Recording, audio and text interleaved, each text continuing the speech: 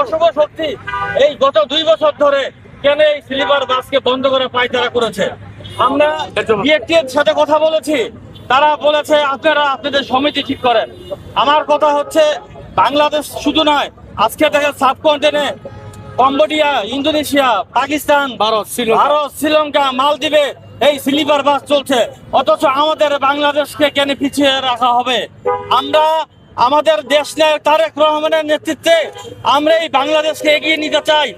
এই যে একটা শিল্প গড়ে উঠেছে, এই শিল্পকে কেন আজকে প্রশ্নবিদ করা হচ্ছে? কেন সরকারকে তার রাজস্ব থেকে তাদেরকে বঞ্চিত করা হয়েছে? আমরা বাস মালিক সমিতি থেকে বলতে চাই, বিশেষ করে স্লিপার বাস মালিক সমিতি থেকে আমরা সরকারের অংশীদার হতে চাই, আমরা সরকারকে রাজস্ব দিতে চাই। এজন্য আমরা সবিনয় অনুরোধ জানাবো বাংলাদেশ সরকারের মাননীয় প্রধানমন্ত্রী, তিনি আমাদের অভিভাবক, এই বাংলাদেশের গাড়ি সেক্টরের অভিভাবক, তার কাছে অনুরোধ করব আপনি এটার আশু সমাধান দেন, 2 লক্ষ মানুষের পরিবারকে বাঁচান। সবাইকে ধন্যবাদ।